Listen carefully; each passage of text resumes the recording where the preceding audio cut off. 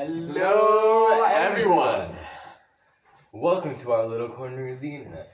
Today we're talking about the creature that terrorizes your garden. Who have an A+ in mathematics. Specifically multiplication. And really love their carrots. Rabbits. Rabbits are everywhere.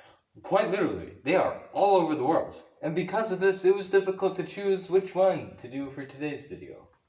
But eventually, we decided to go with the good old American rabbits. Eastern Cottontails.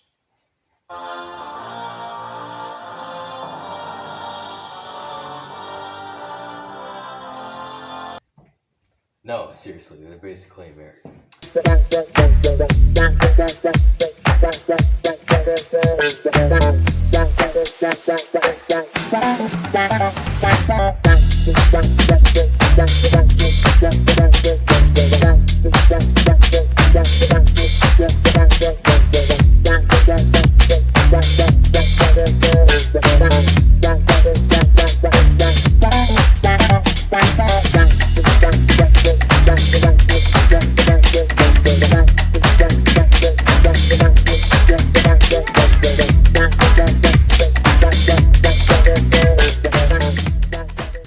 Looking a bit closer, you can see that Eastern Cottontails are also scattered across Central America. They're in the northern tip of South America, and there's just a smidge in Canada. You can see why they're called the Eastern Cottontail when you see their population in the U.S.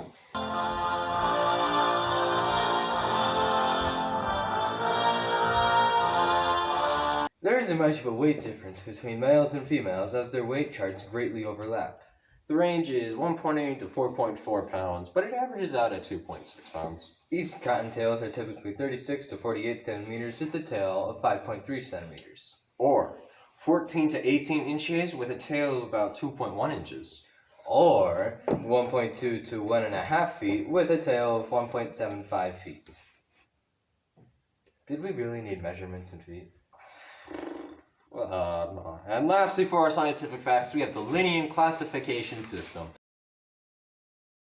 For those of you who don't know, the linear classification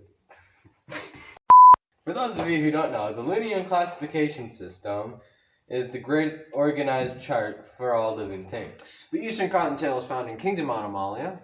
Phylum Chordata. Class Mammalia. Order Lagomorpha. Family Leporidae. And genus Sylvalagus. Yeah, that is a hard one to say. And species Sylvalagus floridanus. This is also a scientific name. I just noticed that Florida isn't in a scientific name. Yeah. But that does cause some issues because for us in Minnesota, Florida is technically speaking southeast. And if you're in Virginia or something, it's the south. Exactly. So it was probably named by a guy in California. But it was named by an American. That is true.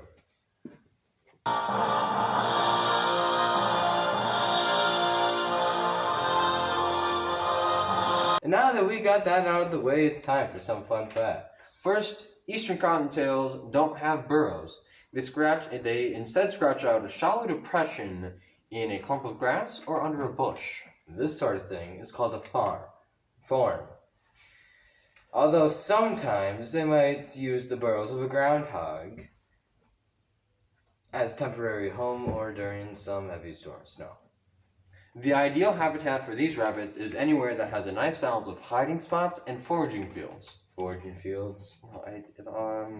Pastures, where they could eat things. I get that, but why foraging fields? Why not just say pasture-like land? Anyway. Yes, anyway. Hiding spots and pasture-like lands. This could be wetlands, shrublands, forests, greenland, swamps, marshes, agricultural land, and suburban land. That's a lot of land. Yeah. Anyway, Eastern Cottontails need this excess of hiding spots because they have so many predators. Foxes, coyotes, bobcats, weasels. Raccoons, minks, great horned owls. Hawks, corvids, and snakes. Whatever corvids are. And these are just the predators that prey on adult rabbits. There are many more that prey on the young.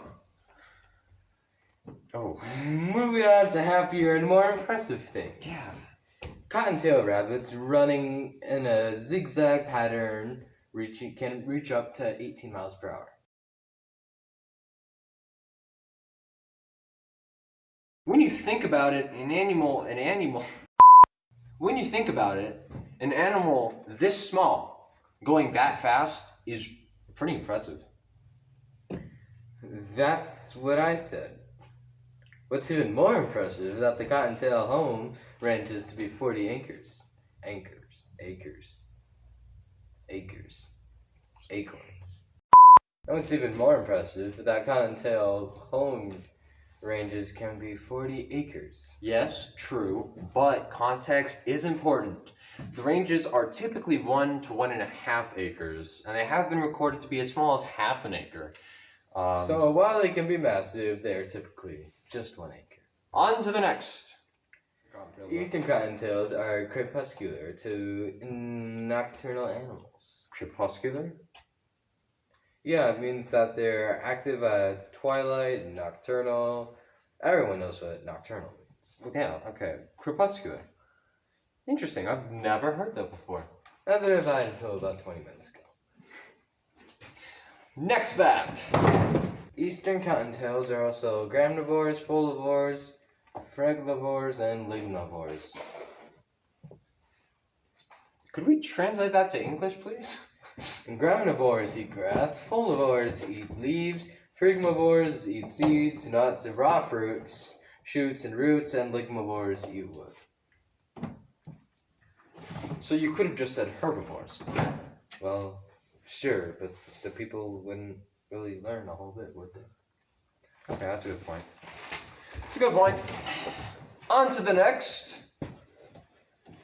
And final Fact. That was kind of weird. I thought it'd be a good idea to go into the reason why rabbits multiply so fast. Rabbits are born blind with fine fur after 28 days, less than a month. After only 4 to 7 days, about a week, they're opening their eyes and getting some fur. And by the 2-week mark or thereabout, they're venturing out and about, leaving the nest. Then, only 4 to 5 weeks after birth, or about a month, they are out. They are independent and they are doing their own thing. They have 34 litters a year, going from 1 kit, a baby rabbit, up to 12 rabbits. So on average, one pair of rabbits have 6 young about 4 times a year. And then after 2 months, those not so young will have young.